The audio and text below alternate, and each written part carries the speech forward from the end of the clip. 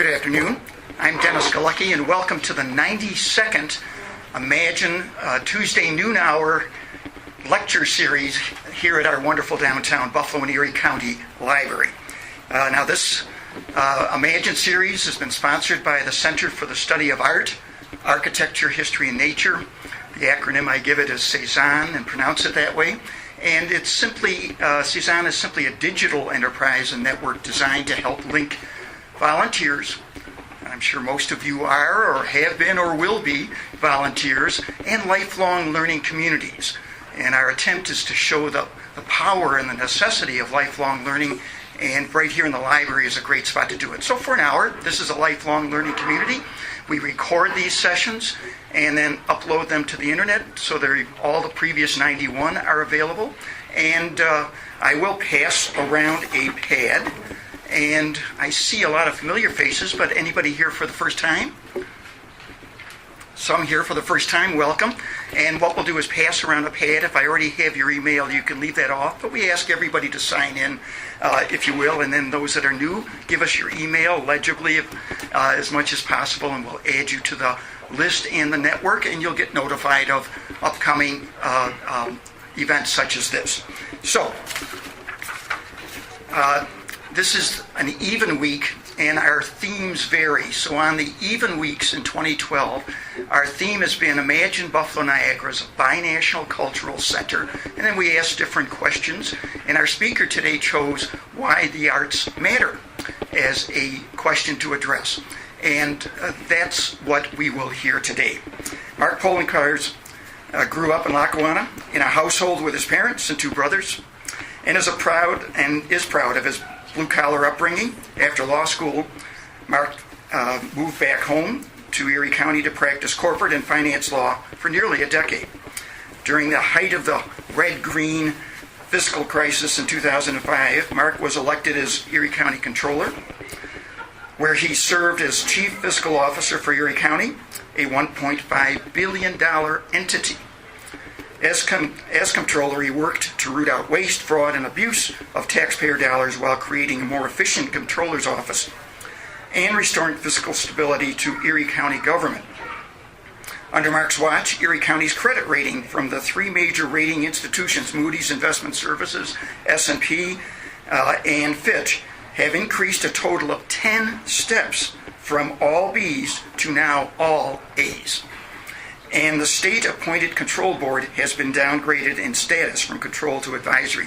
I came out of a 30-year experience in the investment field. I can tell you our interest rates are that much lower because of this increase in those grade ratings. This isn't esoteric, it's very financial. Last January, Mark was sworn in as Erie County's 8th county executive. Since taking office, Mark has worked to change the culture of Erie County government and restore it to its core mission: to provide the programs and services that residents and taxpayers demand as effectively and as efficiently as possible.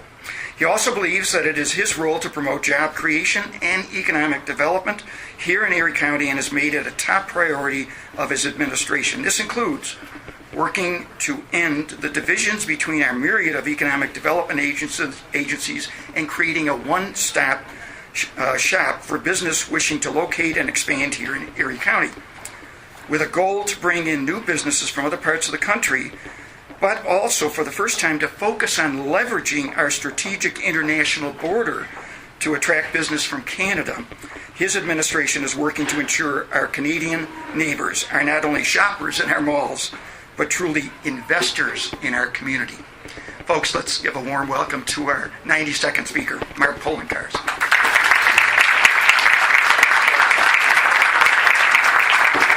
Thank you, Dennis, for inviting me here today.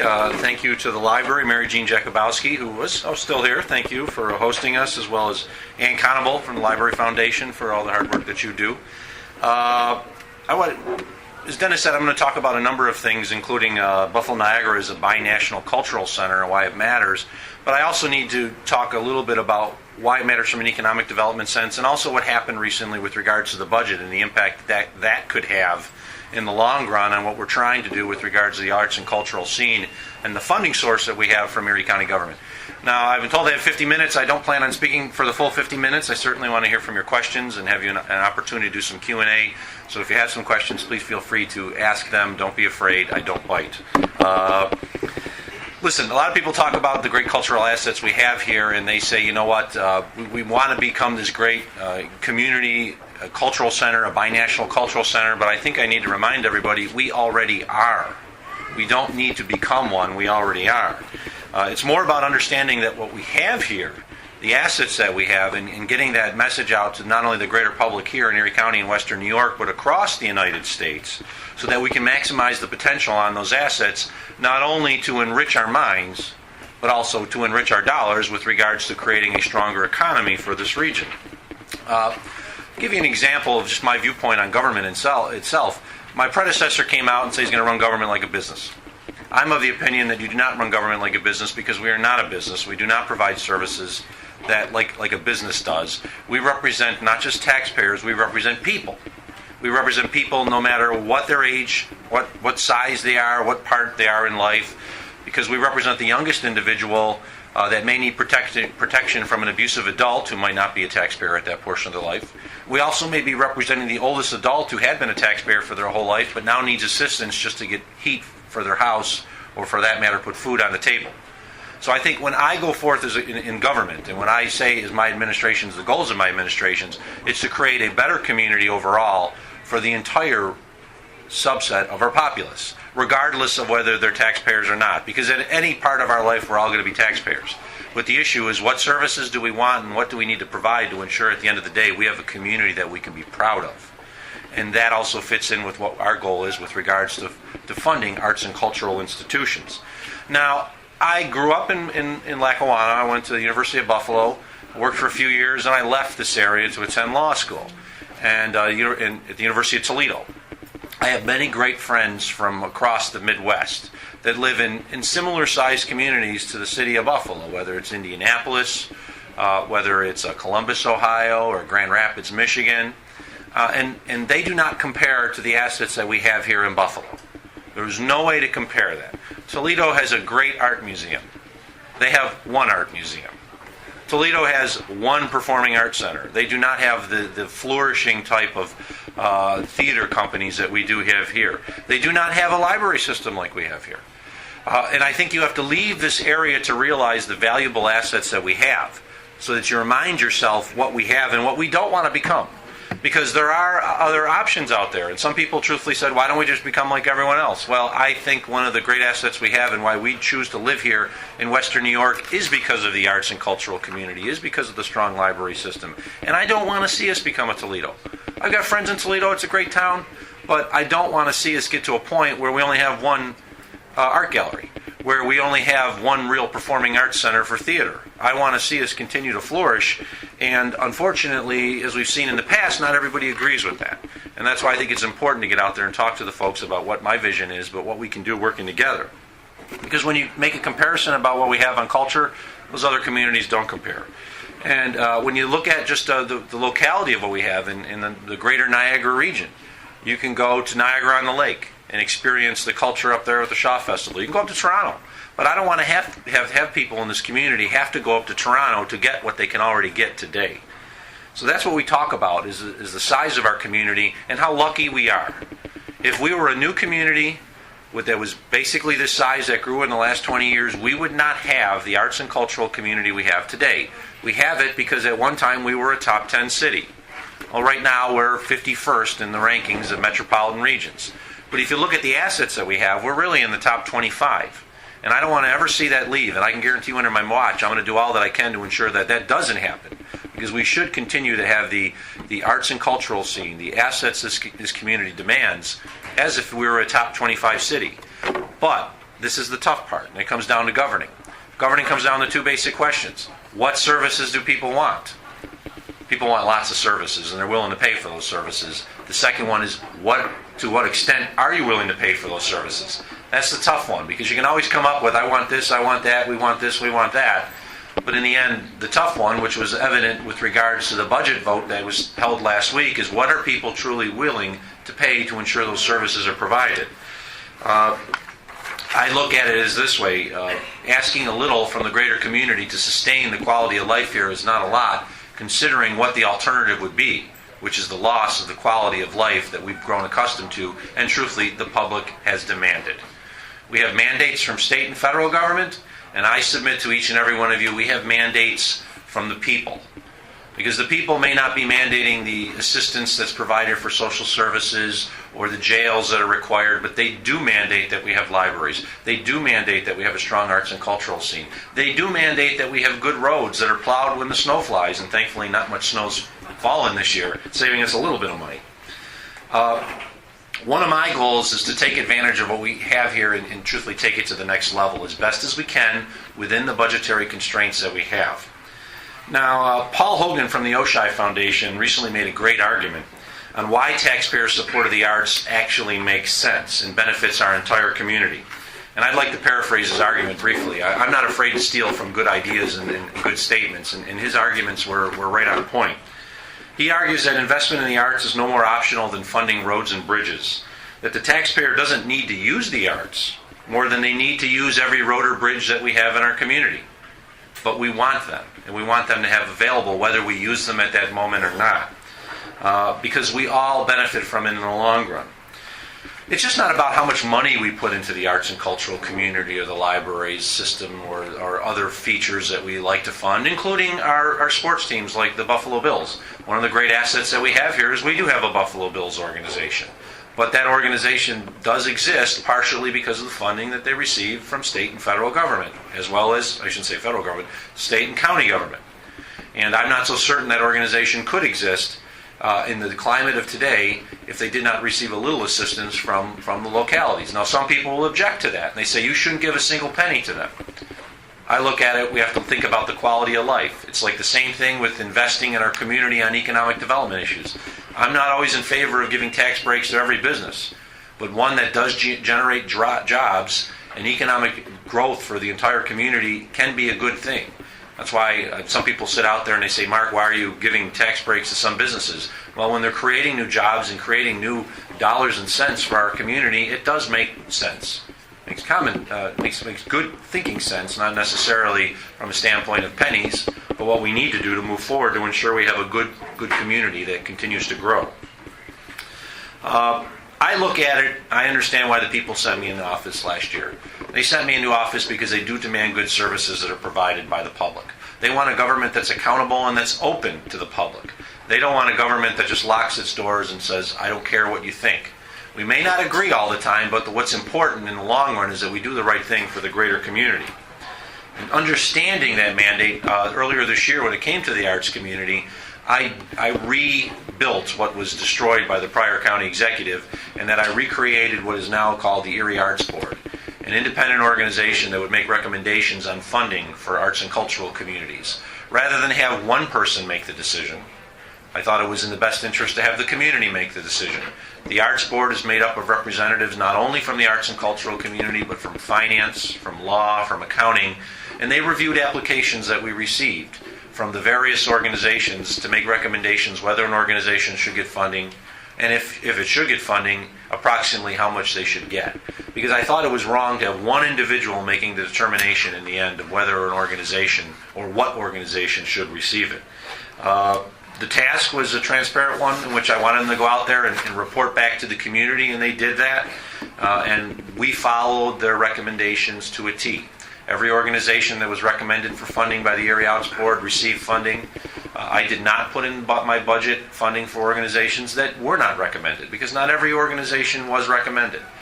New organizations that don't have a proven track record of existence were not recommended. Other organizations that truthfully were asking for such a substantial amount of their budget to be funded solely by county government were not recommended. We want to see that these organizations can exist on their own before we put our hard dollars into them. And I'm very pleased the process worked very well, because in the end it was an open process in which the entire community had a say. It just wasn't one individual making a determination on how we were going to fund those. I look at it as these are our assets. Just like the Buffalo Bills is an asset of this community, so are these arts and cultural organizations, and we need to ensure at the end of the day that we're funding them properly. I see someone has walked in, Catherine Schweitzer from the Erie Arts Board. Thank you for all that you did this past year in sharing it on my behalf and doing truthfully a great job in making it happen. So thank you on behalf of the people of Erie County, Catherine.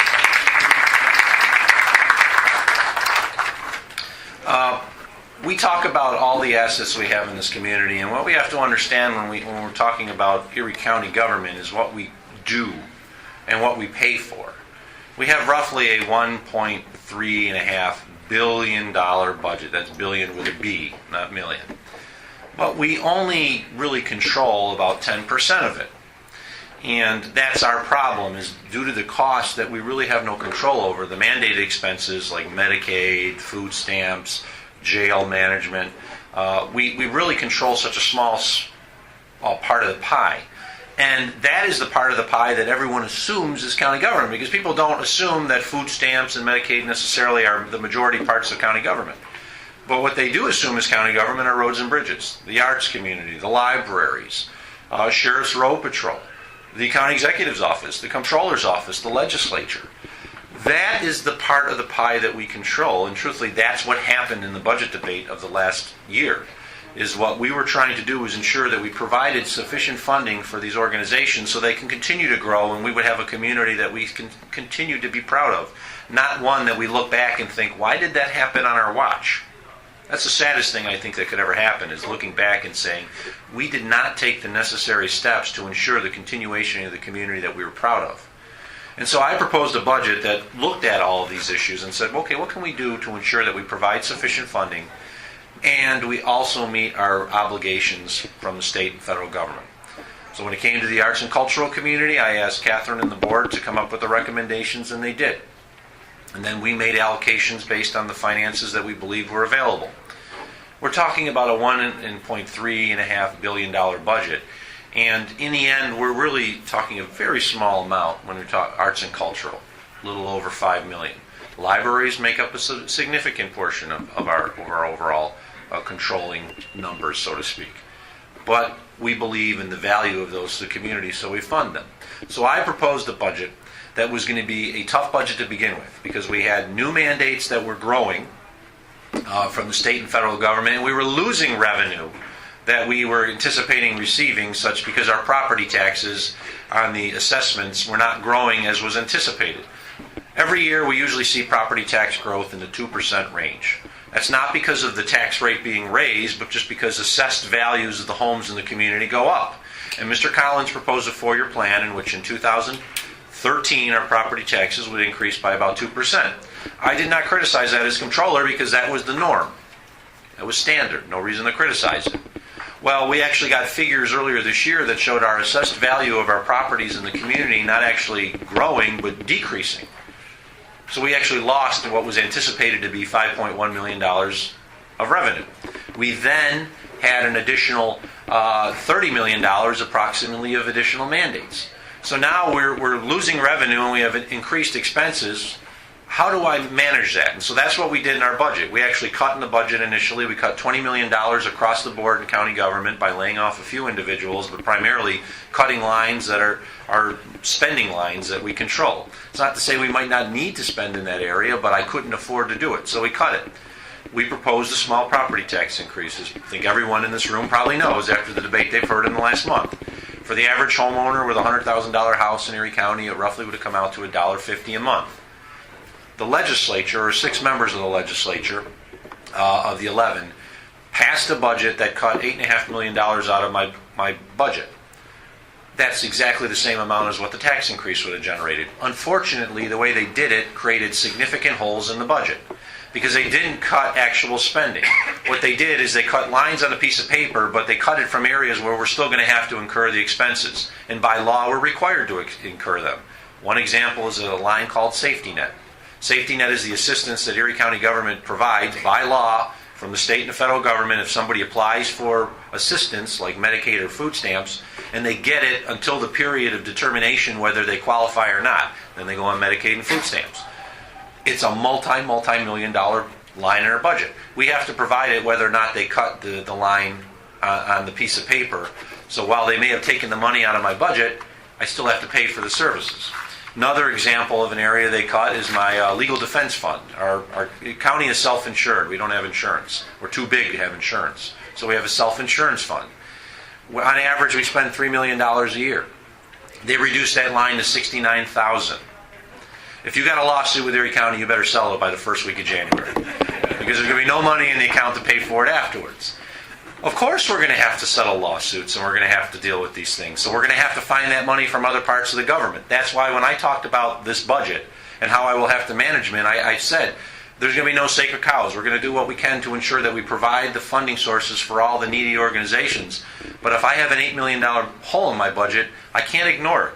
And I'm never going to allow this county to go back to the days of the red-green fiscal crisis where elected officials just stuck their heads in the sand and ignored the difficulties that faced them and then have the community implode.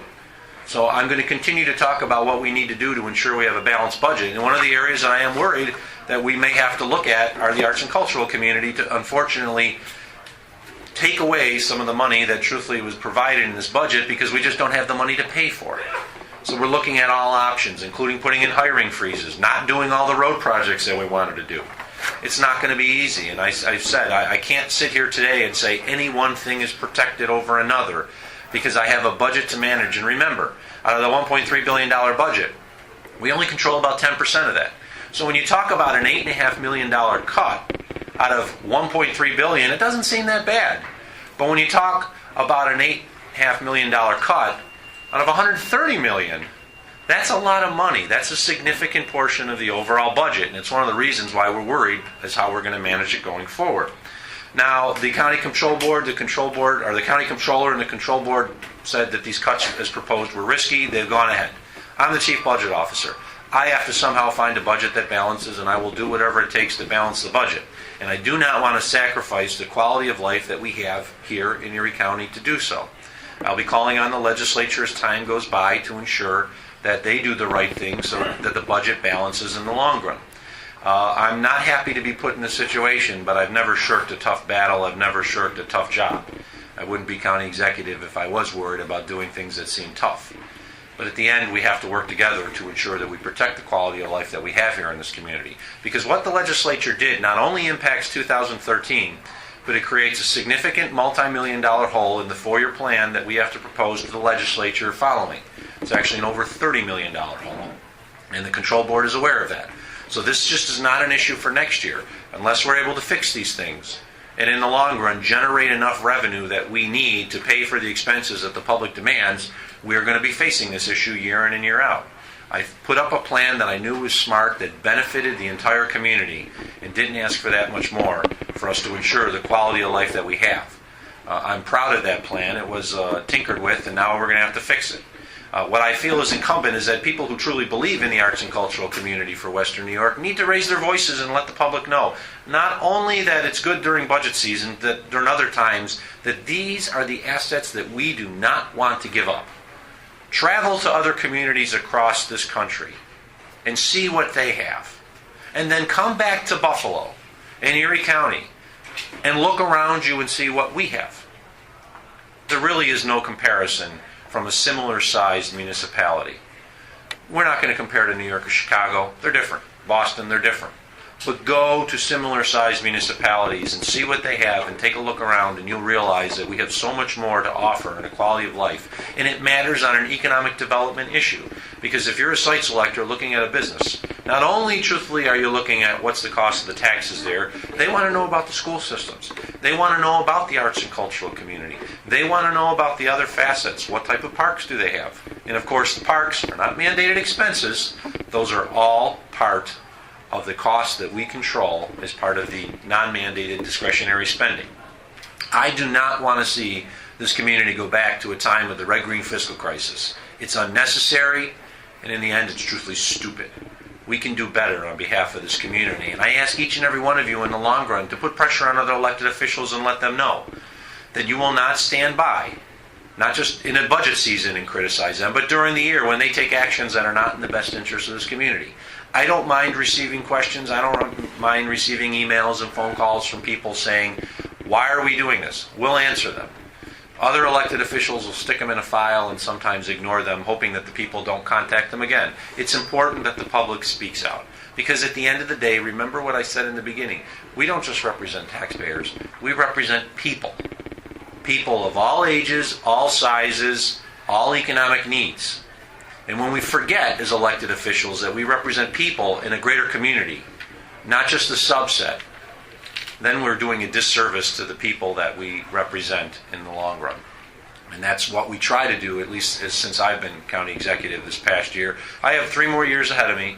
We're going to continue to fight for what we believe this public wants and demands, which is a high-quality arts and cultural community, which is funding as needed for our parks, which is funding for the libraries, which is ensuring, truthfully, that we have a Buffalo Bill so future generations can enjoy the wonderful Bill season that we're having this year. Those are the assets we have here in Erie County, and I do not want to see them leave, not only on my watch, but while I was around. Because if we do that, we've done a disservice to future generations, the generations that are being born today that don't know what the Buffalo Bills are, or a library, or for that matter, theater, Shakespeare in the Park. But it would be a shame when those individuals have an opportunity to go to a library or Bill's game or Shakespeare in the Park that they're not around. And they'll look back and they say, why did those people make those decisions then? We have a long history in this community of looking back and saying, geez, they made some bad decisions in the past. My goal as county executive is to leave a community that's in better shape than when I took it.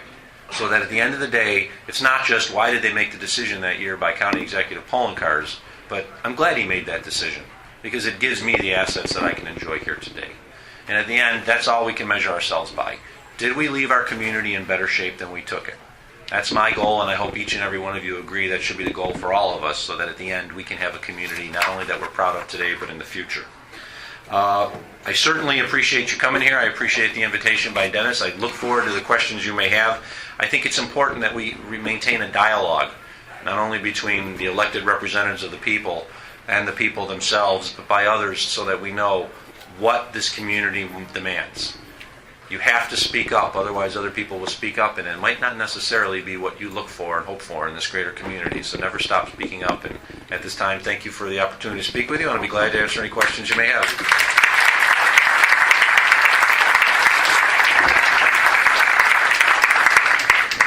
Here goes the mics. Here's how we work this. You've got your mic. And we have an audience that always comes with good questions. So we'll start there, and let's begin closest can, and we'll go around. Yes, you talked about being stupid, and we've got a stupid thing coming on here in regards to access to the theater. They want to remove the theater stations from the rail. And I've gone to all the hearings, and I never heard about this, and now I read about it in the paper. And I know it's not yours specifically in your bailiwick, but you are a leader, and this can't happen. The disabled and the poor, they should not lose those stations. I just want to see what you have to say about that. I do know the plan for restoring cars on Main Street is moving ahead, and I think it's very important that we do with that plan. It is. I think everyone can look back and say that was one of the silly decisions that were made in the past, which was removing automobile traffic from Main Street. It was supposed to promote economic development in a very short period of time, killed it on Main Street. It is important that we have appropriate access. I'm not going to deny that. I know there is a station fairly close. It may not be as close as everybody wants. The issue is how do we provide the service as the greater community needs? And it's been talked about for decades, restoring cars on Main Street. I think it's important that we do that.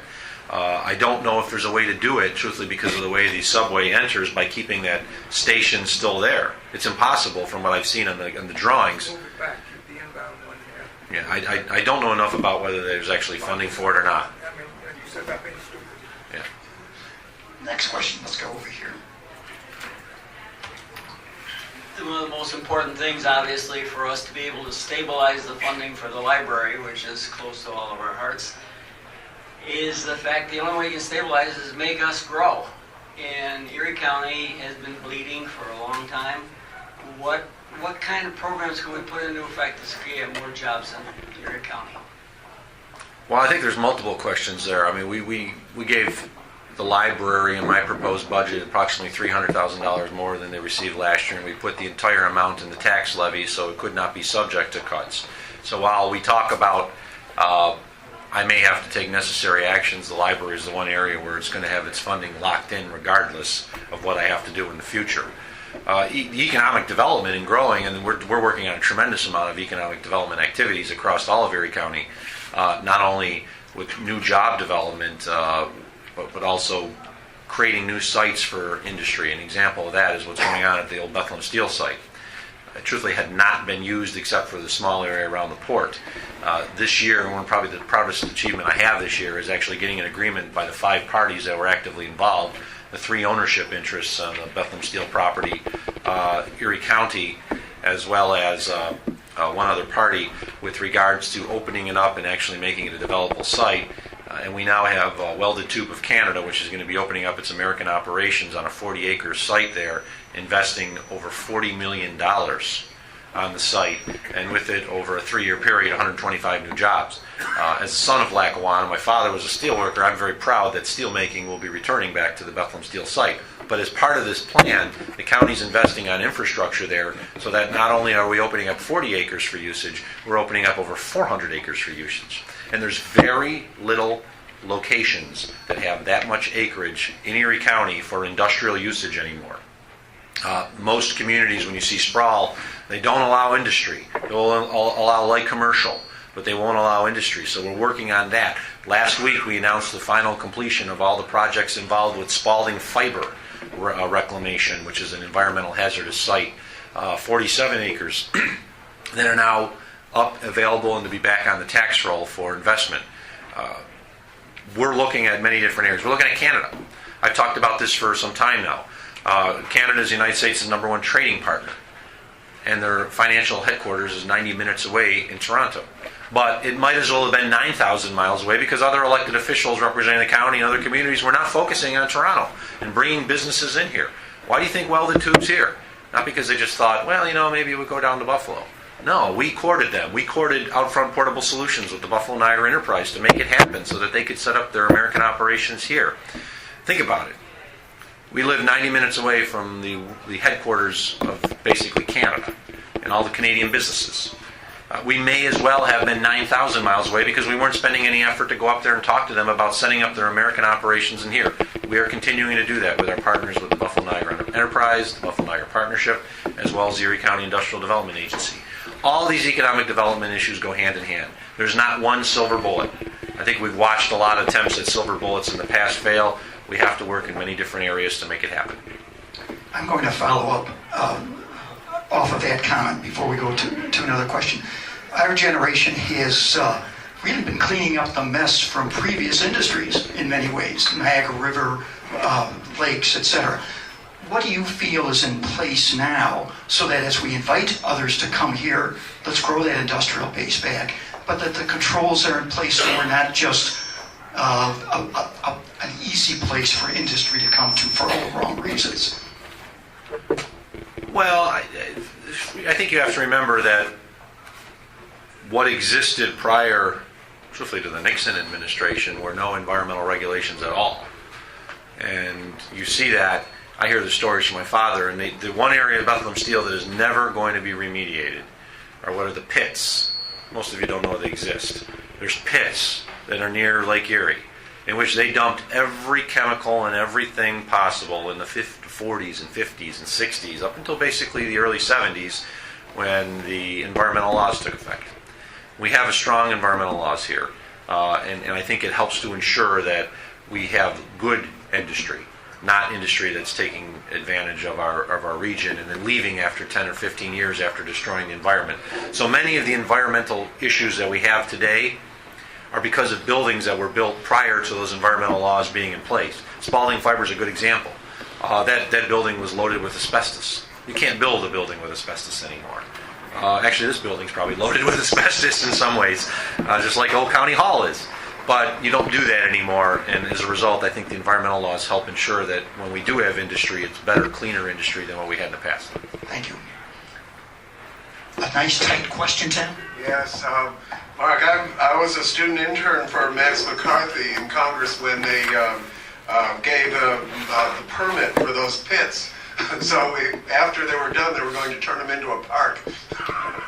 No park. But I'd like you to comment on, if you would, as far as how the Niagara River is a liquid asset that can be used as collateral, as far as the Niagara River Greenway relicensing settlement, as far as those $479 million that they're giving out. And that it's amazing the opportunity as far as the Western New York Regional Sustainability Planning Project proposals for the area, as far as the, but I just wanted to make him aware that the Congress for New Urbanism is going to have their initiatives here, and what I would like you to comment on is the kinetic arts, as far as promoting the outdoor athletic recreation, health, fitness, arts, and cultural history. The kinetic arts and cultural heritage community, that is an asset, that's the attractive feature, and that there are some opportunities here as far as...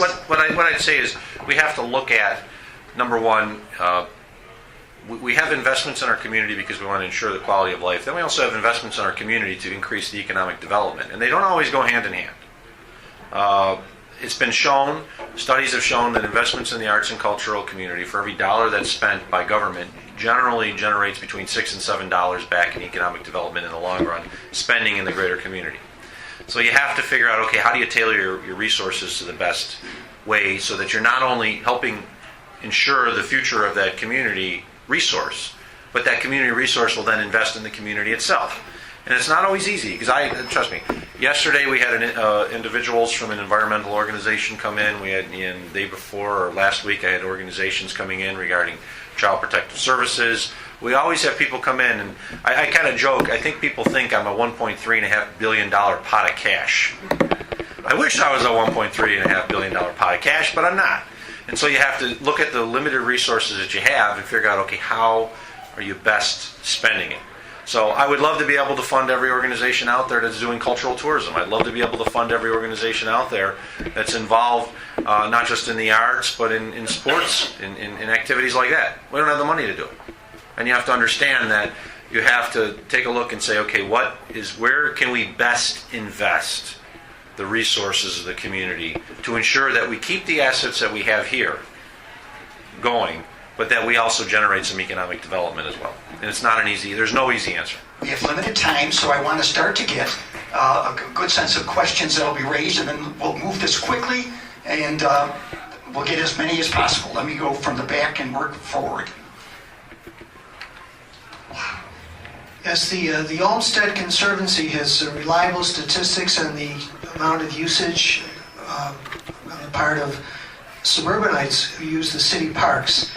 Do you feel that the county should contribute to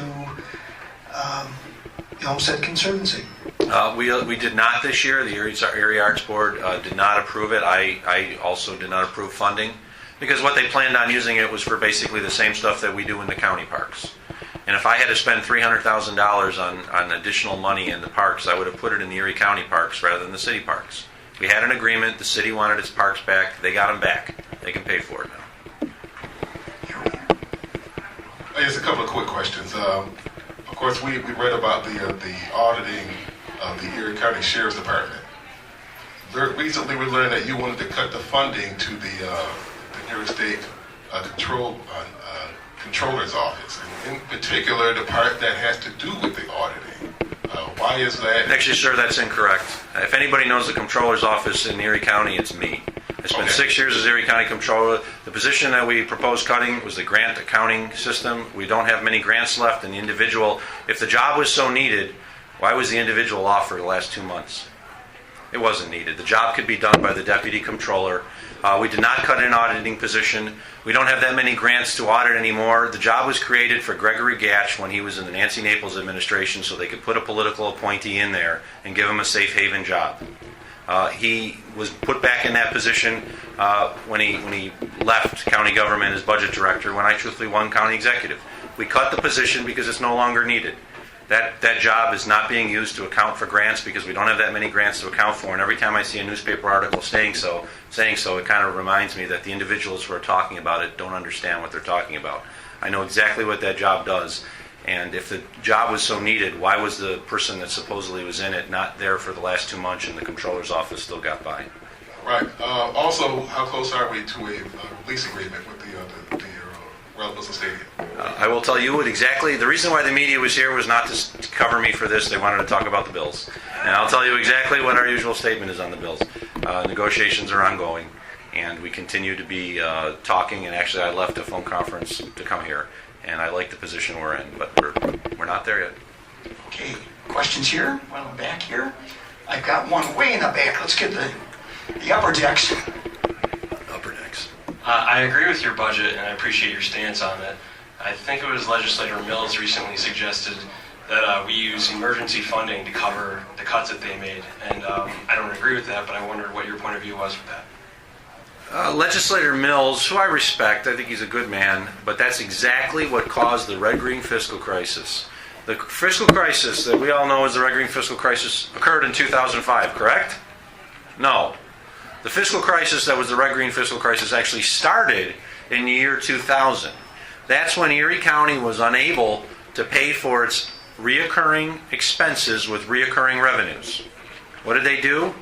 They used the fund balance and drew down a fund balance that had been approximately $200 million to zero. They used the tobacco settlement, which was supposed to last at least 20 years, $250 million of that, and they drew that down to zero. They kept on using one-shots. Using fund balance to fix continual structural holes in your budget are one-shots. Those are the same individuals who, for the last few years when the Collins administration was there, saying, we can't use one-shots. Well, what do they do when I get in there? We can't have a tax increase. We have to use one-shots.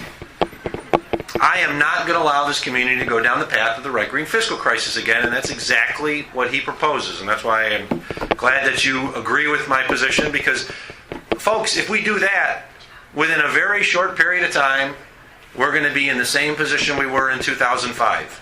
We don't have any more fund balance to pay for it. No one's unwilling, or the elected officials are not capable of going out there and making the tough decisions that are necessary to protect the assets that we have here. And I think it's actually fiscally irresponsible to be making that argument. But I'm not surprised, because it's politically easy to do.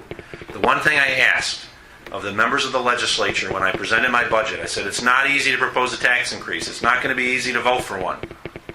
But we were not elected to make the easy decisions. We were elected to make the difficult decisions that were correct over the easy decisions that were wrong. And 6 legislators took the easy way out. I came in late, so excuse me if you've already covered this, but the IDAs, have you commented on them and the multiple IDAs and the tax breaks that they give? I know you have a position. I did not comment on it earlier. I have commented on it a lot. We have 6 industrial development agencies in Erie County. New York City has 1. How many millions do they have more than us? Monroe County, basically the same size as Erie County right now, has 2 industrial development agencies. One for all of Monroe County, and then a small one for the village of Fairport. What we have is a dysfunctional system that does not work for our community today. We have IDAs that, instead of generating new business from outside the area, are poaching businesses from one community to the next. They're moving the pieces along the chessboard. I have a proposal with Assemblyman Sean Ryan that would eliminate a good deal of that, but still keep those IDAs in place. What it proposes is that if a industrial development agency in one of the other, there's 6 of them, the 5 town IDAs. We have the Erie County Industrial Development Agency, then we have Clarence, Amherst, Hamburg, Concord, and Lancaster. If one of those IDAs proposed giving tax breaks, that we just would ask, if they're tax breaks that affect the rest of the community, that the ECIDA have a say. If they want to give tax breaks for their town taxes, go ahead, I don't care. But if they want to give sales tax breaks and mortgage tax breaks that impact each and every community across Erie County because we share our sales tax, then the ECIDA should have a say in it. That piece of legislation is in the Assembly right now. We're still hopeful to find a Senate sponsor. That's the type of legislation that would fix the problem. You could still have the 6 IDAs, but what you'd have is a unified system in which we're agreeing upon the projects that need to be funded, rather than just allowing 6 different IDAs to do whatever they want. And what eventually happens, our businesses take advantage of it. Barnes & Noble on Transit Road. Has anybody ever been there? I have. Remember where it was? Across the street on Transit Road. Why? Because they got a tax break to build the store there from the town of Amherst. When the tax break ran out, where did they go? Across the street to the town of Clarence. Those are the kind of things we have to fight and prevent, and that's what I've been doing as county executive. And I hope that other people will continue to do it. It's not an easy thing to get through because there's some significant interests that are fighting it. But the more people speak up on the issue, the greater the opportunity we have to create not a dysfunctional system we have now, but a good system for the future. We've got just a few minutes to go, and I know you've got to run shortly after this. So for the most part, let's try to get as many quick last questions in as possible. Questions are quick. I'm not necessarily. Yes, the woman just asked my question actually about IDAs because I thought that was really crucial. But a thought just popped into my head regarding the funding of the arts and the libraries. In light of the fact that so many of the schools across the county, not just city, are really, they're concerned about experiencing really dire problems with budgets. Probably the two areas that are going to go the most and be most watered down is going to be in the area of the arts and the libraries. Since those areas affect every legislator's district, it would seem as though the more efficient use of our resources could go to funding the county sources of the arts and the libraries.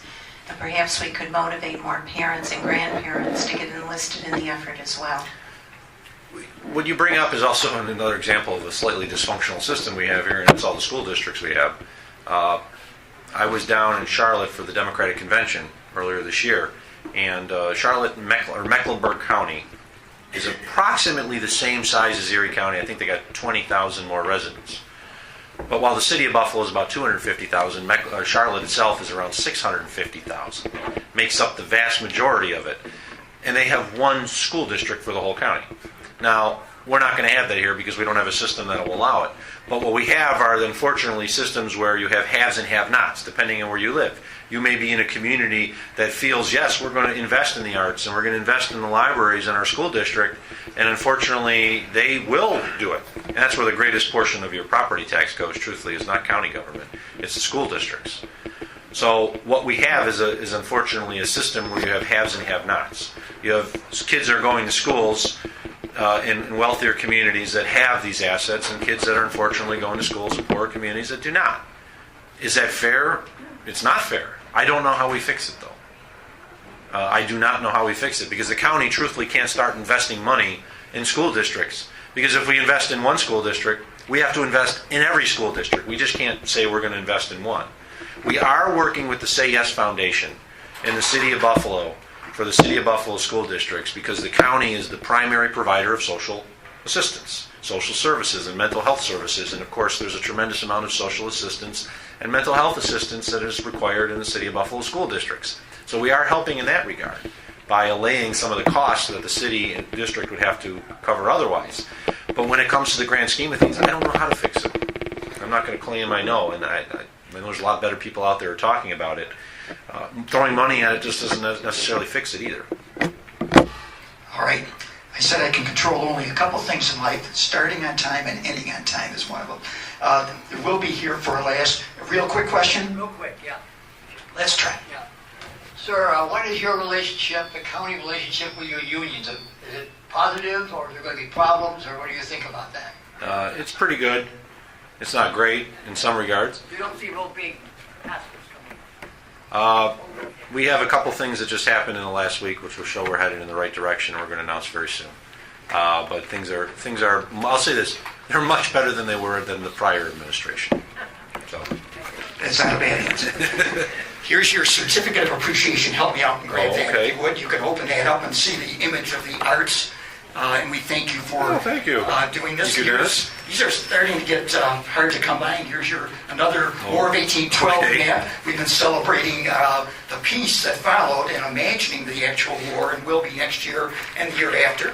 And then finally, we say this is Imagine Buffalo Niagara as a binational cultural center, and we have our little Pan-American flag, and here is the actual pin and all the words that describe these colors and symbols that are on this pin and on this flag, and we remind ourselves that 111 years ago we were the binational cultural center of certainly the Western Hemisphere, if you will, as we celebrated our Pan Am in 1901. So with that, we thank you very much again for joining the series and being on this third anniversary of this series. It started on the second Tuesday of 2009 in December. We thank you for being our anniversary celebration. Thank you. Thanks, everyone. Thanks for staying around. And we'll wrap up by saying next week is the concluding program in this year of 2012, and that is Todd Knizak, and he's the Executive Director, Art Services Initiative of Western New York. That'll be here. This is every Tuesday, but then the next 2 Tuesdays are both Christmas and New Year's Day, so we all have a 2-week vacation in front of us. I like it from that standpoint. Now, it'll resume on January 8th, and you will see a very expanded program where all weekly programs will be a half-hour video and a speaker tied to the same theme. You'll find them interesting themes, including the arts. We'll continue the two series we've been doing this fall, but 2 new ones in the sciences will start up. And then on the 5th Tuesdays will be a speaker. The mayor of Niagara Falls, Paul Deister, will be our next full speaker on the 5th Tuesday at the end of January. So stay tuned. Plenty of good things. We hope we thank you again. Because you show up, I can invite speakers. So it's a nice round robin that all this works out nicely. My thanks to you. My best wishes for a good holiday season. And we'll all see you again, hopefully, in the new year. Thanks, folks.